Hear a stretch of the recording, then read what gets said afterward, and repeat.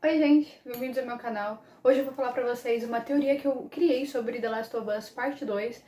Então quero deixar muito bem claro que se você não jogou The Last of Us nem o 1 nem o 2, se você não viu gameplay, esse vídeo tem muito spoiler. Então se você não quer receber spoiler, pausa o vídeo aqui, vai assistir a gameplay, vai jogar e depois você volta aqui. E se você não liga pra spoiler, se você já jogou o jogo, se você já viu o jogo, então continua aqui comigo que eu vou falar pra teoria sobre o Lev possivelmente ser imune.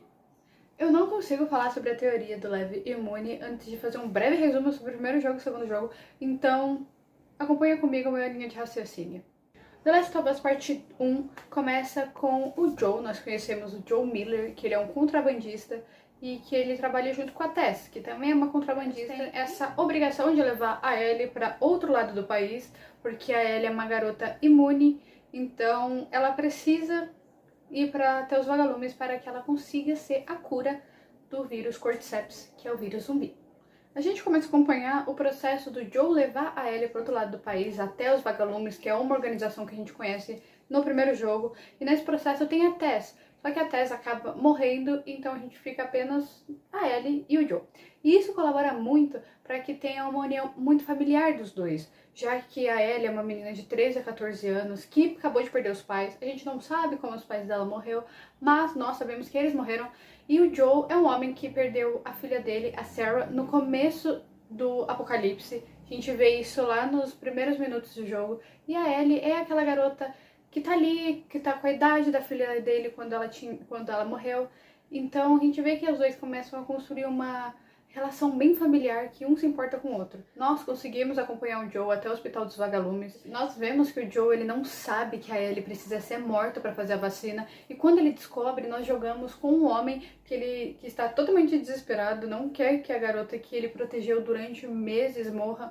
Então nós acabamos tendo que lutar contra o hospital inteiro, contra todos os vagalumes, e nesse processo nós matamos o cirurgião responsável por descobrir a cura, o cirurgião responsável por ter que matar a Ellie para fazer essa vacina. Então a gente acaba matando ele e a gente acaba matando quase todos os vagalumes. Ali é o fim da organização dos vagalumes e o jogo acaba mais ou menos quando a Ellie e o Joe estão fugindo do hospital. Come on, baby girl. I got you. I got you. Oh, shit.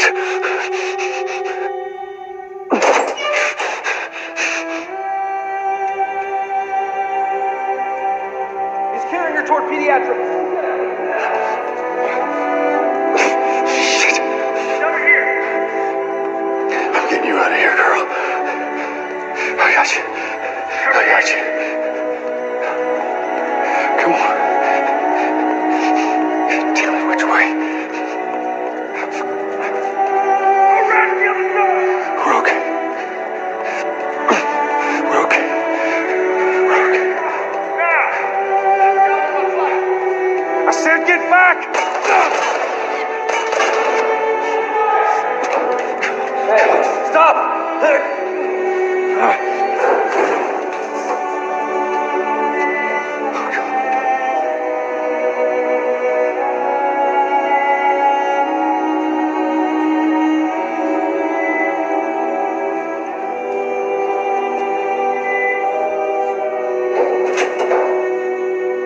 E aí que chega a segunda parte de The Last of Us. Nós começamos o jogo com o Joe e o Tommy, que é o irmão do Joe, que nós conhecemos no primeiro jogo, mas ele não é tão aprofundado quanto é no segundo. O Joe e o Tommy estão fazendo uma patrulha para Jackson, que é também uma organização de sobreviventes, que também é apresentada no primeiro jogo. No primeiro jogo a gente consegue ver que Jackson está sendo formada, mas já no segundo jogo a gente vê que Jackson está enorme, com vários sobreviventes, com várias coisas, parece até uma cidade de fato. Nesse começo de jogo nós estamos patrulhando junto com o nosso irmão, que é o Tommy. Então nesse processo a gente acaba encontrando uma garota que está sendo perseguida por uma horda gigantesca de zumbi, que é a Abby, e ela é uma peça muito importante durante o jogo inteiro e a gente não faz ideia de que ela é uma peça importante. Mas enfim, nesse processo ela fala que tem um lugar que dá para eles se esconderem e ela acaba levando eles para uma casa, que era onde o grupo dela estava abrigado. E nessa casa nós conhecemos a terceira organização, que é a WLF, ou os Wolves, ou os Lobos. E naquela casa que a gente então achou que era apenas um lugar pra ficar, pra a hora passar e depois ir embora e voltar pra Jackson, a gente acaba presenciando a morte do nosso querido Joe Miller. Foi ali que eu me toquei que a Naughty Dog me pegou de jeito e eu não fazia ideia do que ia acontecer depois, porque o Joe era o personagem principal do primeiro jogo, eu não conseguia imaginar The Last of Us sempre sem ele. Então ali a gente vê a morte do Joe. O tempo passa e a gente presencia a Ellie, que deixou de ser uma menina de 13 a 14 anos e agora ela é uma mulher já de 19 a 20 anos. Ela é uma menina lésbica que tá apaixonada pela amiga Dina. E então as duas vão patrulhar como sempre. E nesse processo elas acabam descobrindo que o Joe sumiu. E a Ellie vai atrás do Joe e acaba ela mesma presenciando a forma de como o Joe morreu. E é ali que a gente vê exatamente o que aconteceu com o Joe. You're gonna fucking die! What's going on? Let him go! Who is that? Let him She go! snuck in. Why aren't you posted up outside? We didn't think anyone was gonna show up. What the hell did you expect? Joel, get up. Joel, fucking get up! Please stop! Please don't shoot! Joel, please get up!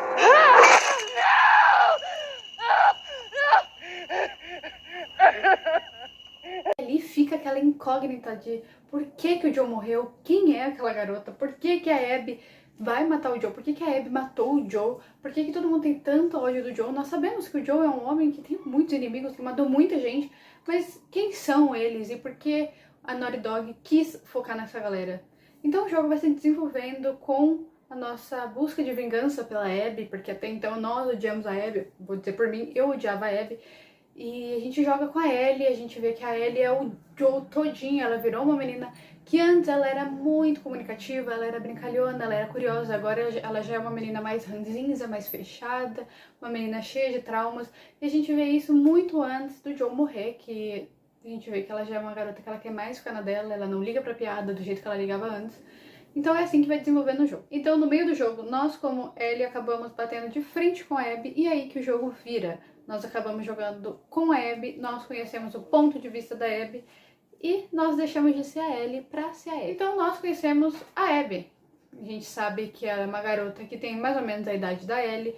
Nós acabamos conhecendo a história da Abby, vendo a lembrança delas e acabamos vendo como e por que ela foi atrás do Joe. Então, no meio das lembranças da Abby, enquanto a gente tá jogando como ela, a gente vê que aquele homem que o Joe matou no primeiro jogo, aquele cirurgião que descobriu a vacina, era nada mais, nada menos que o pai da Abby, da personagem que nós estamos jogando, da personagem que matou o Joe. Is he still in the fucking building? Abby. No! Abby, don't look. Dad! Dad! No! No!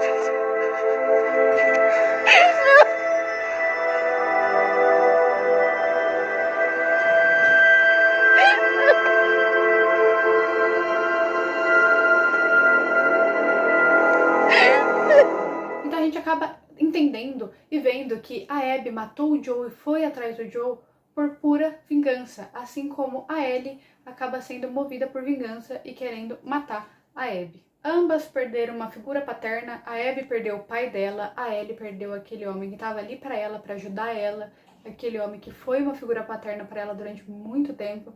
Então a gente acaba entendendo até que as duas têm uma motivação bem parecida. Jogando como Abby, nós conhecemos uma outra organização, que são os Serafitas. Eles basicamente são inimigos dos Wolves, que a Abby faz parte dos Wolves, então a Abby não gosta de Serafitas.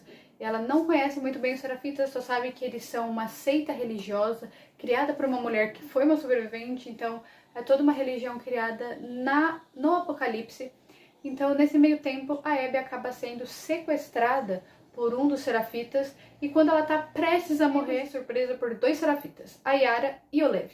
A Yara é uma menina que tava ali e acabou tendo os braços quebrados com um martelo. E o Lev é o irmão da Yara que aparece do nada, ele é um arqueiro muito bom e aparece do nada atirando nos Serafitas que estavam ali matando a irmã e a Abby, que até então ele não conhece a Abby. Nesse processo inteiro a gente vê que a Abby acaba se apegando muito a Yara e o Lev, até porque a Yara tá muito machucada, o braço dela tá quebrado, ela vai acabar perdendo o braço E então ela vê que ela pode ajudar a Yara, assim como a Yara e o Levi ajudaram ela. Então a gente começa a ver essa união se formando no decorrer do jogo. No decorrer do jogo nós vemos que a Abby e o Levi criam um laço muito maior e muito mais forte do que a Abby com a Yara. Então eles saem junto para ajudar a Yara, eles estão juntos.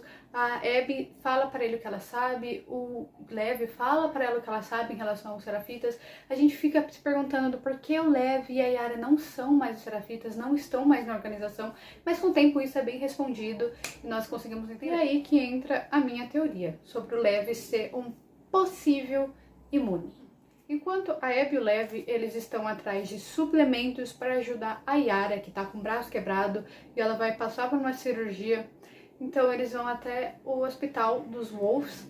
A Abby, ela não pode deixar com que as pessoas, os Wolves, a WLF, veja o Levi, senão ele seria morto. Como eu disse, a WLF e os Serafitas têm essa rivalidade muito grande.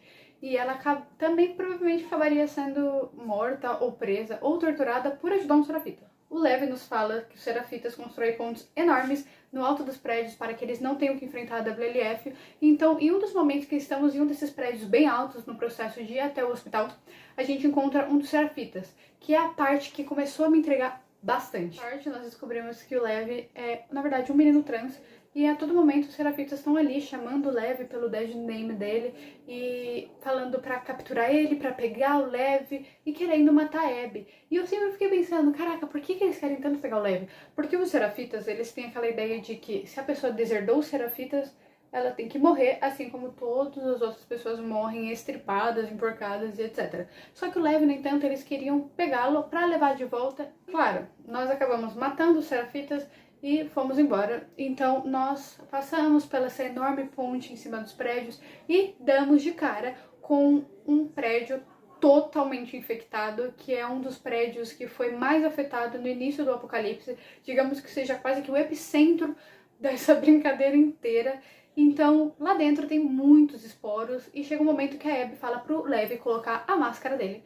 E ele fala que ele não tem máscara porque ele não usa máscara e os Serafitas não usam máscara. Então aí a gente descobre que os Serafitas não podem usar objetos do mundo antigo, que seria arma de fogo, máscara, tudo que remetesse a uma tecnologia criada por seres humanos. Aí a Abby fala de como que eles estão sobrevivendo no apocalipse e como eles matam zumbis. E o Levi fala que eles estão fugindo dos demônios, que no caso seriam os zumbis. Então a Abby, ela começa a ensinar pra ele tudo o que ela sabe sobre o apocalipse. Ele não conhecia as esporas, ele não conhecia de fato que eram zumbis, ele não conhecia essas mutações grandes que tinham de zumbis. Então a gente começa a ver que ela começa a ensinar muita coisa pra ele. Ok, buscamos suplementos, nós ajudamos a Yara acaba tendo o braço amputado, acontece muito caos, e começamos a ter uma conversa com a Yara. Nessa conversa com a Yara, nós descobrimos que os Serafitas, cada Serafita tem um dever dentro dos Serafitas. O Levi, ele era um arqueiro, ele era um soldado, assim como a Yara era um soldado, e ele tem que deixar isso de lado, porque a missão dele dentro dos Serafitas era se casar com um ancião. E o Levi não queria, então ele se revoltou, ele se assumiu como menino trans, raspou a cabeça e isso deixou os Serafitas muito bravos. No decorrer do jogo nós vemos que o que de fato deveria ter acontecido com o Levi era que ele deveria ter sido morto pelos Serafitas, porém os Serafitas querem ele de volta para a ilha dos Serafitas, que é algo que me deixou muito intrigada do porquê que eles não iam matar o Levi, porquê que ele teria tanto que casar com um ancião. E o que me fez pensar que talvez o Levi possa ser um menino imune. E como os Serafitas têm uma visão muito antiga de muitas coisas, eles provavelmente achavam que se um imune casasse e desse à luz a uma criança, essa criança ia ser imune e aí ia repovoando o mundo inteiro com pessoas imunes. Ok, o jogo vai rolando, nós vemos essa conexão muito grande que a Abby e o Levi têm. Nós vemos a vingança da Ellie, como a Ellie se tornou o Joe sendo ranzinza, sendo mais fechada.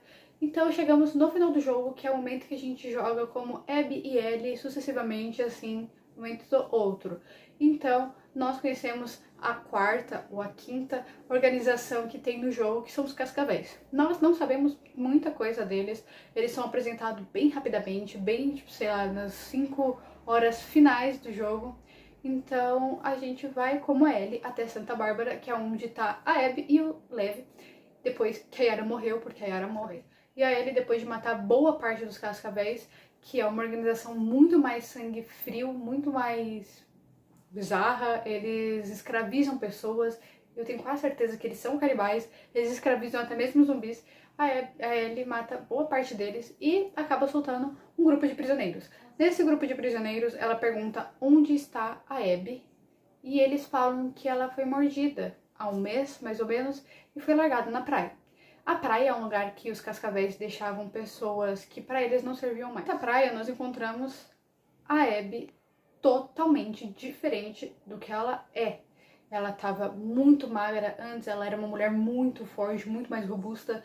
Ela agora é uma mulher muito magra. O cabelo dela, que era uma trança enorme, agora está um cabelo muito curto, semelhante ao cabelo do Levi. Os dois estão muito mais magros. A Abby, ela ainda tá viva, o Levi tá muito fraco, que é o que me fez pensar. E se a pessoa que tenha sido mordida tenha sido o Levi e não a Abby? Já que quando a Ellie pergunta pro prisioneiro onde está a Abby e ele fala que ela foi mordida e estava na praia, só que quando chegamos lá, a Abby ainda está viva, ela está acordada, ela tem força pra levantar o Levi, e o Levi já tá muito cansado, muito mais magro, ele parece estar bem doente, só que nós sabemos que o Cordyceps, ele tem uma reação muito mais rápida no cérebro, exceto no da Ellie. Quando ele se instala no cérebro, ele começa a virar um parasita, só que na Ellie, ele sofreu uma mutação. E se no Levi aconteceu a mesma coisa? Caso o Levi seja imune, a Abby, ela sentiria a dor e o peso que o Joel sentiu se apegando a uma pessoa de 13 anos, tendo aquela pessoa como uma figura muito familiar e não ter coragem de entregar ela à morte, que seria a vacina. Porque até então a Abby e o Levi, eles estão atrás do vagalumes. A Abby quer começar os vagalumes de novo, ela quer encontrar uma cura. Só que e se o Levi for essa segunda opção de cura? Isso chegou a ser um pouco mais nítido pra mim depois que eu lembrei de um momento que a gente joga com a Abby, que é uma lembrança da Abby. Nós vemos o pai da Abby e a Marlene, que é uma personagem do primeiro jogo, ela que fala pro Joe levar a Ellie até os vagalumes. E nessa lembrança a gente vê a Marlene avisando pro pai da Abby que teria que avisar o Joe e teria que avisar a Ellie de que a Ellie ia morrer pra fazer a vacina. A Abby, ela entra dentro do escritório do pai dela e fala que se ela fosse a Ellie e se ela fosse imune, ela escolheria morrer pra fazer a vacina. You're doing the right thing. Yeah.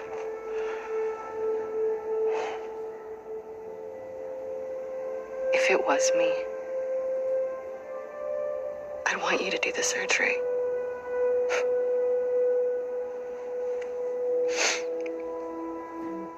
Só que, e se fosse o contrário? E se a pessoa imune for leve? E se for aquela pessoa que ela cuidou durante muito tempo na vida dela, que ela protegeu e que ela daria vida? Será que ela entregaria o Levi para a morte, para fazer essa cura? Já que a gente vê o momento do jogo, desde que ela conhece o Levi até aquele presente momento do final, que ela realmente se importa muito com ele, que ele realmente é uma pessoa muito importante para ela. A gente vê isso em um momento que a WLF invade a Ilha dos Serafitas e a Abby tá lá para salvar o Levi, e o Isaac, que é o cara que é o chefão dos WLF, dos Wolves, ele vê que a Abby tá protegendo um Serafita e aponta a arma para ela para que ele mate o Levi.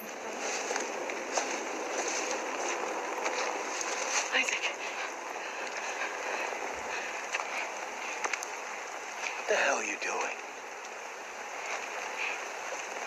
I need you to hear me out. What's that behind you? He saved my life.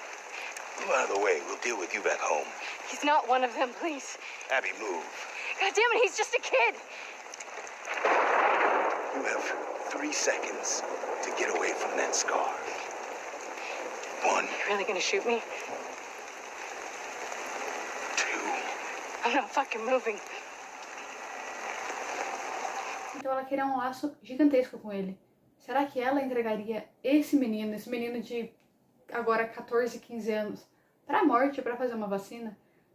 Ou será que ela não teria coragem, assim como o Joe não teve coragem de entregar ele? Bom, gente, essa foi a teoria de The Last of Us. Eu espero que vocês tenham gostado. Eu espero que tenha feito sentido. E se não fez sentido, não tem problema nenhum, porque é apenas uma teoria maluca. Mas se fez sentido pra você, me fala aí nos comentários que parte fez mais sentido. Complementa essa teoria. E eu quero muito ver a teoria que vocês têm pra falar, que vai ser um prazer ler. Não se esqueça de se inscrever no canal e deixar o like se vocês gostaram. Compartilha com pessoas que gostam de The Last of Us, de teoria, com pessoas legais, que são todas muito bem-vindas. Eu fico por aqui. Um beijo a todos e até mais.